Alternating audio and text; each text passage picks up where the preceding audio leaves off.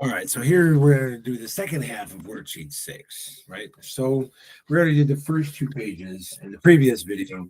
So let's check out the last 2 pages here on this worksheet 6. Okay. All right, so this stuff here, this is more that algebraic manipulations using the exponent rules. Okay, so hopefully you guys already watched the other video that kind of went through where all these exponent rules come from. Okay, so now here's the thing. If you are really good at memorizing and you like memorizing, this is nice. The exponent rules are easy to memorize. If you are not good at memorizing or you easily confusing, I would recommend don't memorize these rules. Think about them. Okay, let tell you if you know what things mean, you have to you can figure them out. Okay. Anyway, the shortcut is if you're good at memorizing, if you're multiplying things, you can add the exponents. If you're dividing, you subtract. If you have 2 different exponents acting on the same, that's when you multiply. If you've got a bunch of stuff being multiplied or divided with a power, you can bring the power to everything. And then also that other one that you probably saw in the other video, what is something raised to the 0 power? It's 1. Why? Because it needs to be. Otherwise, everything else falls apart, not because it actually makes sense. Okay, so let's check this out. All right, so again, you can memorize those rules. So when you see, hold on, when you see something like this, you can think of this as, okay, this is 3x to the 5th times 4x to the 3rd, okay? What's really happening here is you can think of this as 3, and there's 1, 2, 3, 4, 5 x's, then there's a 4, then x to the 3rd means there's 3 x's, right? So the best way, personally, I would say, when you see an exponent, at least in your head, imagine a bunch of multiplication. That's what an exponent is. It's just a bunch of multiplication. So this is 3 times x times x times x times x times x times 4 times x times x. Oh, it's just a whole bunch of multiplication.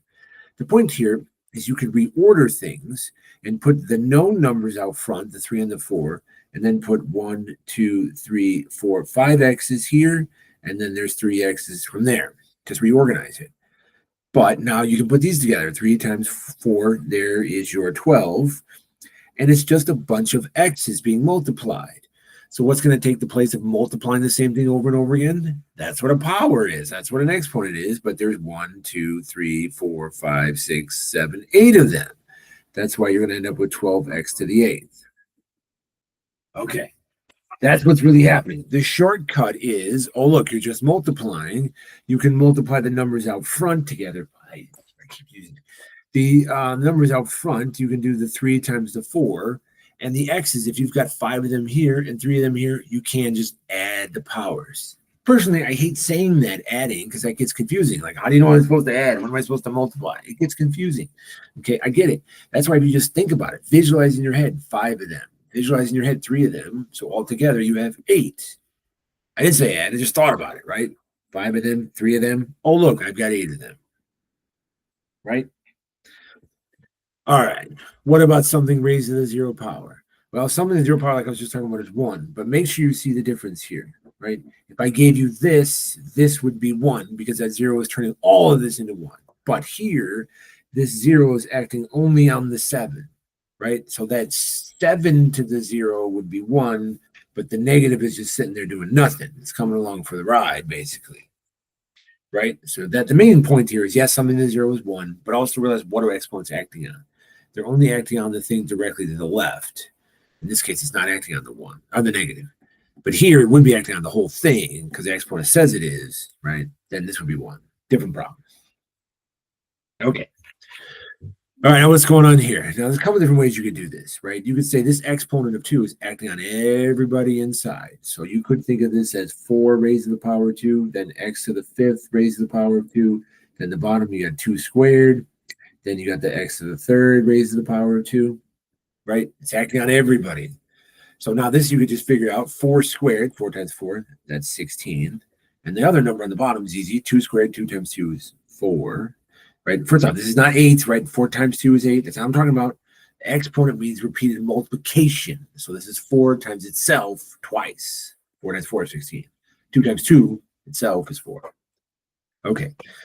Now, again, this is where things get weird. You have to think about, okay, you can memorize the rules. or maybe let's go off the side. Think, what does x to the fifth squared mean? It means you have two of these. So that means you really have two of these x to the fifths. So you really have 1, 2, 3, 4, 5 x's being multiplied. 1, 2, 3, 4, 5 x's being multiplied.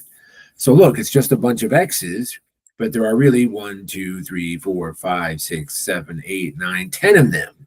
That's why it's 10. But the shortcut is yes, you can multiply, right?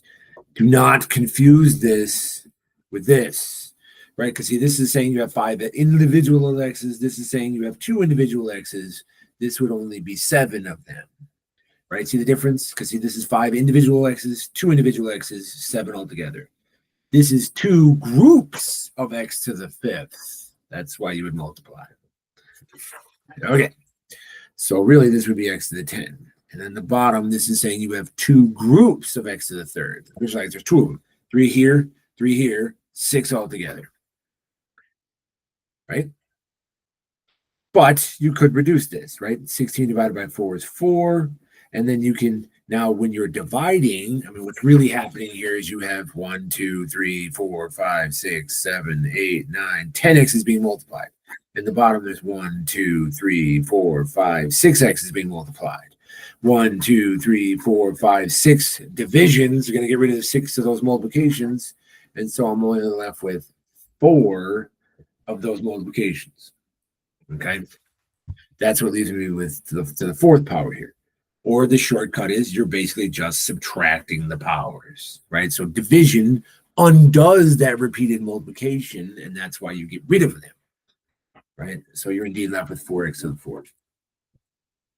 Alternate way you could have done this, instead of just bringing this 2 to everybody, maybe just simplify the inside first, right? If you just look at the inside, right, 4 divided by 2 is 2.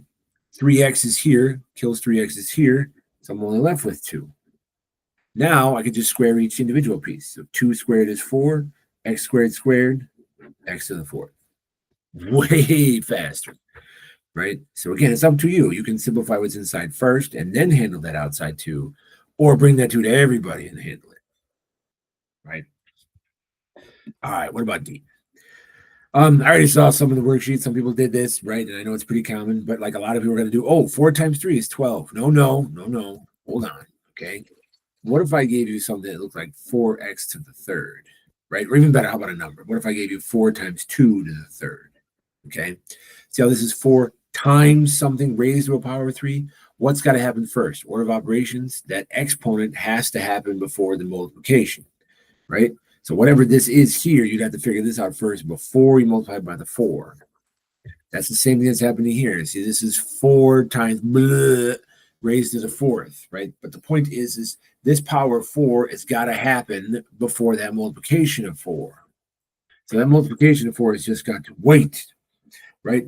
So this is going to be 3 raised to the fourth, then x squared raised to the fourth, then y to the third raised to the fourth, right? Because that 4 is acting on, that exponent of 3 is acting on the 3, it's acting on the x, it's acting on the y, right? So first thing you got is that 3 to the fourth, right? You can use a calculator, don't care, but 3 raised to the fourth, right? It's 81. Side note though, honestly, maybe it's just me, but you probably should be able to figure that out faster than it would be to plug in a calculator, right? Think about 4 threes, right? 4 of them. 3 times 3 is 9. 3 times 3 is still 9. 9 times 9, 81, right? I mean, when you get good at that, that's faster than it would be to put in a calculator. But anyway, you're going to have 81. Now you have 4 groups of x squared. So think of it, there's 4 of them, but each one is 2, 2, 2, 2s, 2, 4, 6, 8. That's why it's x to the 8th. 4 groups of y to the third would be 12 of them, right? Now you can finally multiply the 4, right? 4 times 1 is 4. 4 times 8 is 32. So 324. The x to the 8th and the y to the 12th is just coming along for the ride. And that's as simple as it's going to get. All right. Same thing with E here. There's a division here, so it's separating it. But on the top, there's that exponent that's acting on the stuff in here. So that exponent's going to act on 1. So we can do the 5 squared, right? That's going to be your 25, right? Then you're going to have this squared acting on x to the fourth, right? Power of 2x on x to the fourth. That would be x to the 8th. right? 4 groups of 2 or 2 groups of 4, either way you want to look at it, same thing. And then the 2 is acting on the y, so that's a y to the 2. And then the bottom is just staying put for right now. Right? Short version, you could do the same thing we did here, right? See how you just multiply the known numbers and then put the x's together? You could do the same thing here. You can do the numbers, put the x's together, and then the y's. You just happen to be dividing here instead of multiplying. So what? Okay, I know everybody doesn't like fractions, so yeah, you can pick up a calculator. The number wise up front, 25 divided by 40 gives you that 0.625, which you could leave like that. Or you could reduce it by 5, right? This would be 5/8, right? Because 5/8 would actually be the same thing. Whatever, it's up to you. Most people don't like fractions, so let's leave it as the 0.625. Okay. But now the x's, right? Think of you have 8 of them being multiplied. You have 3 of them being multiplied. Division is going to cancel. So 3 of these are going to cancel 3 of these. So you're left with 5 of them. Same thing with the y's. 1 of these is going to cancel 1 of these. So you're left with 1 of them. And there we go. All right. F, don't make this harder than it has to be. Okay. This 2 is acting on all the stuff in this parentheses, and this 0 is acting on the stuff in this parentheses. So this 2 is acting on the 6, which is 36, and this 2 is acting on the x, which is x squared. Now, this is a mess, but not really, because remember, what's anything to the 0 power just about? 1. So this 0 basically turns all of this into just 1. It doesn't matter what x is. It doesn't matter what y is. It doesn't matter what -4 is. All of this is raised to the 0 power. That 0 power turns everything into 1. So basically, you're just left with 36x squared times 1, which is 36x squared. All right. Same thing here. You got parentheses here. This 2, it's only acting on the y. So the 2, the x, the y to the 2, there's not much you can do here. But this 2 is acting on both the 4 and the y, right? So I can do the 4 squared is 16, and then y to the 2 is just y to the 2. Now, again, you can do the numbers out front. The 2 and the 16, that's 32. You got an x here, no other x's. You got 2 y's here and 2 y's here. So visualize 2 here, 2 here. Oh, look, you got 4 of them. And there we go. Same thing here. This 2 is acting on the 5, and it's acting on the x to the 3rd. So 5 squared, 25. Then 2 groups of x to the 3, right? So visualize 2 groups of x to the 3. You got 6. So 25x to the 6. All right. Bigger point here. All of this stuff, we are talking about exponents, sure, but we're talking about multiplying or dividing them, or even more multiplication, or more exponents, which is just more multiplication, right? The difference here now is now you are adding, right? This is when you got to switch gears and you say, wait a minute, in order to add things, they have to be like each other, okay? So whenever you see things are separated by addition and subtraction, that's where you have to separate things and think of it as there's 1, 2, 3 things here, right? So that addition and subtraction is separating them. 1, 2, 3, 4, 5 things that are being separated. 1, 2, 3, 4 things that are being separated. 1, 2, 3, 4, 5, 6 things that are being separated, right? But it's like a big train. The addition and subtraction is what connects the different cars in the train. Okay, so here there are 3 trains. These 2 trains happen to be like each other because they both have an A. This one is not like that one, right? So these you can put together. Think of that A, if you needed, put a 1 out front. This is not saying A is 1. No, this is saying you have one of those A's, or the number in front is 1. So you have one of these things, and I get rid of 9 of those things. That means you still owe, or -8, of those things called A's. And the 23 is not like, so it's just going to come along for the ride. That's as simple as it's going to get because there are no more like terms. I don't know what A is, so I can't figure this out. The point is those are likey terms so they can go together. I think when they get bigger, it's easier to see what's happening, right? So again, think of it as 1, 2, 3, 4, 5 things. This one's got an x squared. No. Oh, that one's got an x squared. So these 2 can come together, okay? But remember, you are adding them. You are not multiplying them, right? So if you're not multiplying them, the powers are not going to change. 8, I mean, like, I know it sounds stupid. Everybody always laughs when I do examples like this, right? But if I gave you $8 and I said to you, add $16, what have you got? You've got $24. You don't have $24 squared. You're not changing the dollars. You're just changing the amount of dollars you have. Same thing here. If I have 8 blah, 16 blah, you have 24 of the same blah. They just happen to be x squared. So this is not x to the fourth. Don't do that, right? That means x to the fourth. That means you're multiplying 4 x's. That is something entirely different. Okay. Okay. The exponents are only there to tell me who goes with who. These are like each other. They go together. These are both y's. They're going to go together. So for these things, plus 8 of those same things would be 12 of those y's. Now, you might be thinking this x would go with these because they have an x, but it's got a different power. And it's got a different exponent. It's still not quite the same as these two. So it's just going to come along for the ride and just sit there. Now you have 3 terms, yes, but none of them are like each other because they all have different powers or different letters. That's as simple as it's going to get. Right? Same thing here. You got 4 terms. Now, I know that you've seen that before. Hopefully that's a square root. What does it mean? Not even the point here. We can check it out later what the square root means. But the point is this square root, not the same as this one. Oh, but it's the same as this one. So these go together and these go together, right? These are both roots, square roots. These are just normal x's. So 3 of these things plus 8 of those same things would give me 11 of those things. 5 of these other things minus 3 of those same things would give you 2 of those things. And now they're different. They're not like each other, so that's it. All right. All right. Last one here on this. We have a bunch of them. There's 1, 2, 3, 4, 5, 6 of them. Okay. Don't get lost with the numbers out front, especially when they're fractions. I know everybody panics when you see fractions. Who cares? Use the calculator. But here's the point. The w squared, the w squared. Oh, look, there's another w squared. So all 3 of these are like each other, right? So all 3 of those you can put together.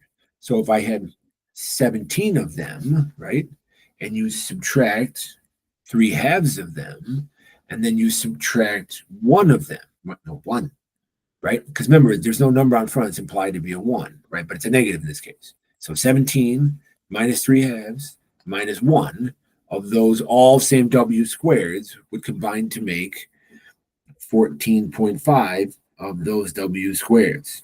Oh my God, that is terrible. Hold on. All right. But now these w's are the same. So those you can put together. Again, you can use a calculator. 1/4 of those, and you're again subtracting 1 of them, right? It's going to give you negative 0.75. So you're going to have negative 0.75 of those w's. And then this 1 is not like any of the other ones because it's just a regular number. It doesn't have a w. So it's just going to come along for the ride. That's it. More like terms. So all 3 of these w squareds, 2 of these w's, and this non-w. Right? And there we go. All right. And then last page here. Okay. The point of these 3 problems really here, the most important part is this, right? In your work. I'll talk about that as we go through. But I want you to consider a rectangle with a length of 3 centimeters and a width of 4 centimeters, right?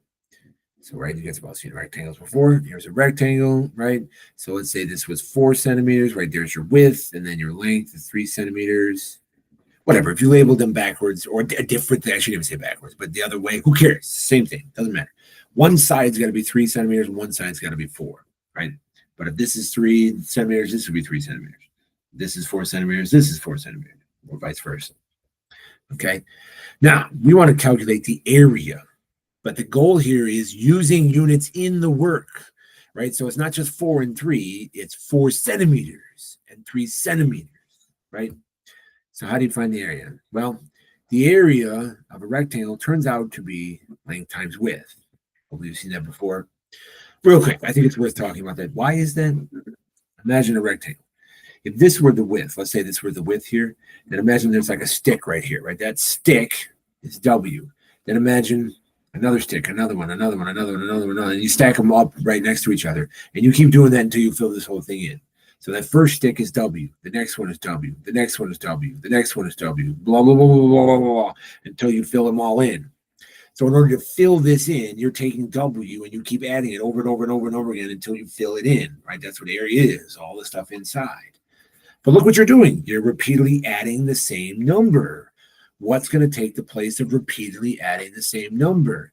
That's what multiplication does, right? That's what multiplication does. It's the same as repeatedly adding the same number. The question is, how many of them would it take to fill it in?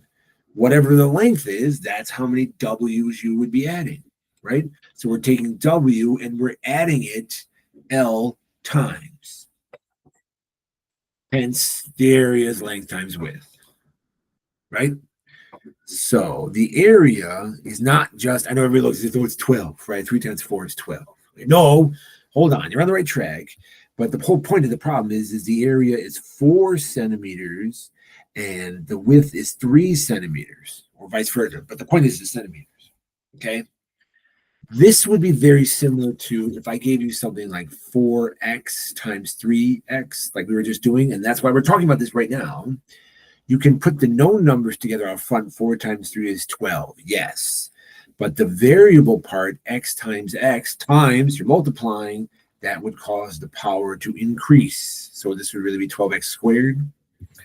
That's what's really happening here. So yes, 4 times 3 is 12. It is. But it's really the centimeters times the centimeters, but that's what's giving you the centimeters squared. Right? So it's not only having the correct units in your answer, but it's showing how we get to those correct units of centimeters squared. Right? So it's not just 12, it's 12 centimeters squared. That's the square units. Okay. 9, kind of the same thing, right? We still have this same rectangle here, but now you want the perimeter, okay? So there's a formula for it, but if you just think perimeter, it's just the distance around the box, right? So imagine walking around it. So if I walk this length, it would have been 3 centimeters. Then I'd have to walk this length, which is 4 centimeters. Then I have to walk this length, which is 3 centimeters. Then I have to walk this length, which is another 4 centimeters. But in order to walk all the way around, you would have to add them all up. Okay? But the point is, look, now we are adding a bunch of stuff. We're back to what we were doing here. In order to add things, they have to be like each other. In this case, oh, good, they are. They're 3 centimeters, 4 centimeters, 3 centimeters, 4 centimeters. They're all the same. We have 3 of these things, 4 of the same things, 3 of the same things, 4 of the same things. So when you add them together, 6, 9, right? And then the, oh my God, I lost what I was doing. 3 plus 4 is 7, plus 3 is 10, plus 4 is 14. But the point is, it's 14 of those centimeters, right? But it's 14 of those common like things. But that's the point. See the difference? See, here you're multiplying, that's why the power changed. Here you're not multiplying, you're adding the like ones together. Okay. Same idea with 10. But I want to circle with the diameter 12. I want to calculate the ratio of the area to its circumference. So there's really a lot going on here. There's 3 things. We need to find the area. We need to find the circumference. Then eventually we can find the ratio, meaning compare them. Right? Ratio is like a comparison. So I want a comparison of the area to the circumference. Okay. All right. So real quick crash course in circles. Maybe I should just make sure it's even bigger. So remember anything about circles? Right, so a circle all comes from a center here. If you take the center out to the edge, that's the R. This is what's known as the radius, right? If you were to go all the way across from one spot to another, going through the middle here, that center, this is what's known as the D, or the diameter, right? The diameter is all the way across, okay?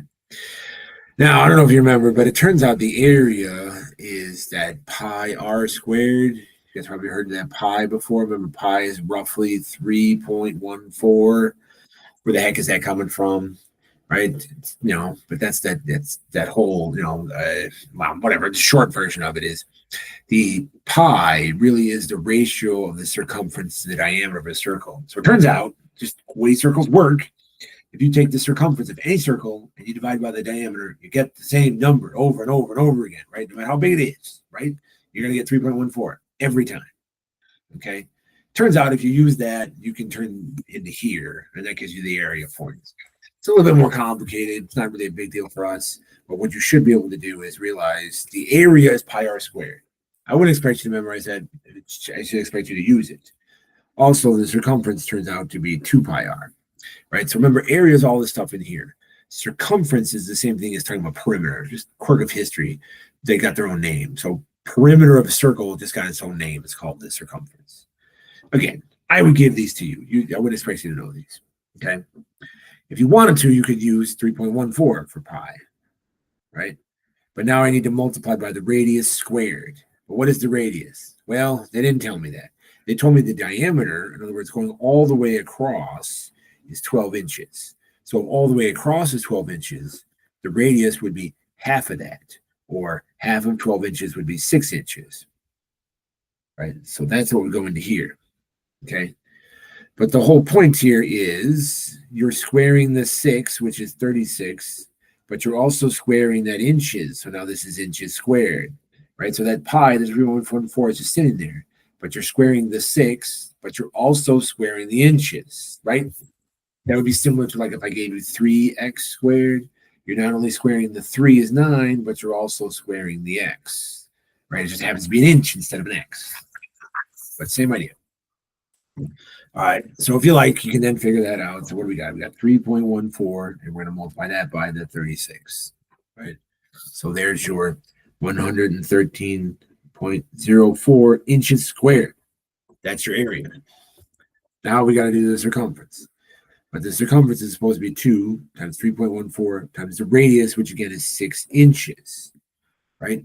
These are just regular numbers, and the inches just come along for the ride, right? There's no other inches, so that's not going to change. There's no other exponents, so that's not going to change. It's literally just the number 2 times 3.14 times, I forgot what I said, 6, right? There's your number out front. So 37.68 of those inches. Okay. Now, finally, what they want is the ratio, right? They want the ratio of the area to the circumference, right? Meaning compare them.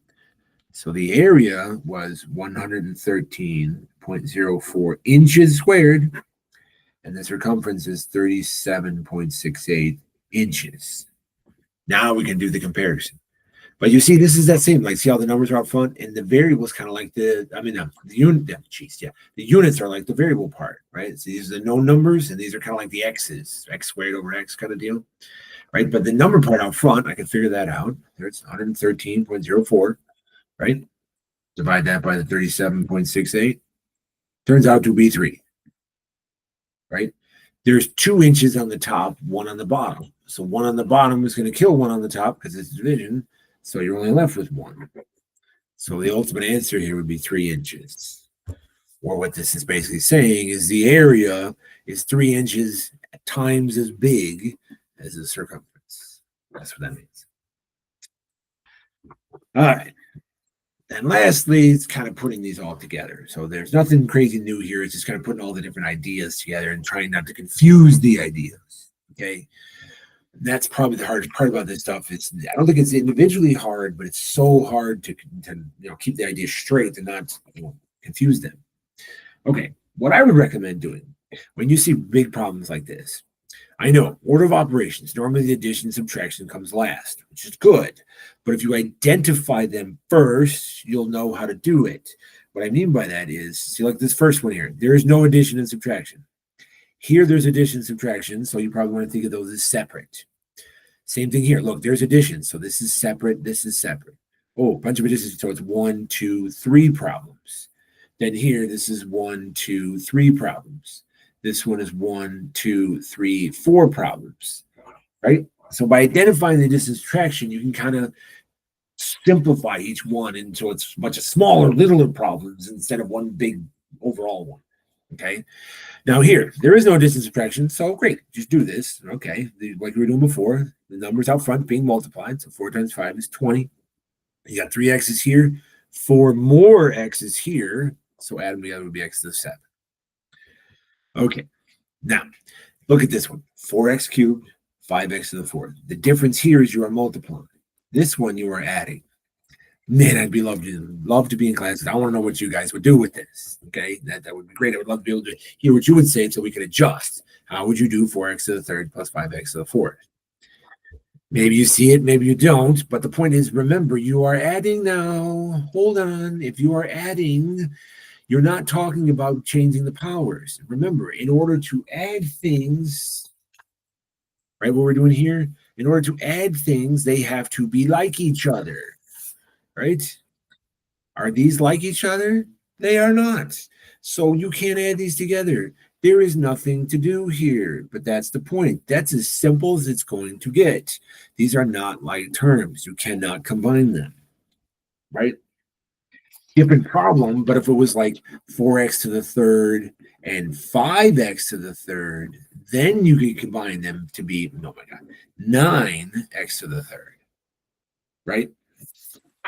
But they're different powers, so you can't add them. Okay. What about this one? Again, you should identify that addition first so that you kind of split it into two different problems. Okay. So let's work with this problem all by itself. Okay. Now there's no more adding and subtracting. I don't need to worry about anything being like. Let's just do it. I can simplify the inside first. 8 divided by 4 is 2. You can cancel off x3 will go away. So I'm only left with x. And the y's completely go away, right? Y divided by y goes off. But you still have that third on there, that power of 3. Now that power of 3 is acting on the 2. That's 2 times 2 times 2. There's 3 of them. So 2 times 2 is 4 times 2 is 8. So this would be 8x to the third. Separately, x times x squared would be x to the third, right? Just one of them here, two of them here, so 3 altogether. Now we can start to talk about the adding, right? But wait a minute. In order to add, they have to be like each other. These were not. Oh, but these are. So I can't actually combine these together. 8 of these plus 1 of them would make 9 of them. All right. Same thing here, but again, there's 3 different problems, right? So I want to do is 1, 2, 3, 7 problems. So the first one, this power of 2 is acting on the 4. It's not 4 times 2 is 8. No, it's 4 times itself twice. So 4 times 4 is 16. Then you have 2 groups of x to the third. That would be x to the 6th. The minus, more about that later, but here you can do the 6 times the 2 is 12. 1x here, 3x here is x to the 4. And then the last one here, that 2 is acting on the 3. So 3 squared is 9. And now you have 2 groups of x squared. So 2, 2, or 4. We still have 3 terms here. Now we're adding and subtracting them. Okay. But the difference is this one's got a power of 6, not like these two. Oh, wait, these two are like each other. So that 16x to the 6 is just going to stay there. But these two can come together, right? Negative 12 plus 9 would make negative 3 of them. That would be as simple as it's going to get. No more like terms. All right. Same thing here. 3 separate problems. So the first one, multiply the numbers out front, would be 6. Put the powers together. 2 of them here, 3 of them here. It's 5. The middle one here, 8 times 4 is 32. 1x here, 4x here. It's 5x altogether. And then that last part here, there's nothing you can do with by itself. I mean, by itself, there's nothing to do here. I don't know what x is, so I can't actually do anything. So I still have 3 terms, but oh, look, all 3 of them are like each other. So you could combine them all together. 6 of them here plus 32 would be 38 of them. And then 38 of them minus 6, I'm right back to 32. Or you could just realize 6 of these kill 6 of these, and you're just left with 32. Either way. All right, last one. Now we've got 4 problems, right? So the first one here, 3 and a 1 out front. That 3 times 1 is 3. 2x is here, 4x is here, 6 altogether. Then you're subtracting. Now here you're dividing. 8 divided by 4 would be 2. 6 of these kills 6 of these, so I'm left with 2. The 3 is acting on the power of 2. 2 cubed is 8. And then 3 groups of x squared, that's x squared, 2, 2, 2, or 6 of them. And then lastly here, the 7 times 2 is 14. X times x, there's your x to the power of 2. Okay, we still have 4 terms here, but now hopefully you can see these two are like each other, right? So 3 of them plus 8 of them would make 11 of them. And these two are like each other because they're both x squareds. 14 of them minus 2 would be 12 of those, x to the power of 2. And now would be the symbol's going to get no more like terms. All right. So hopefully that went through some of the major misconceptions people were talking about.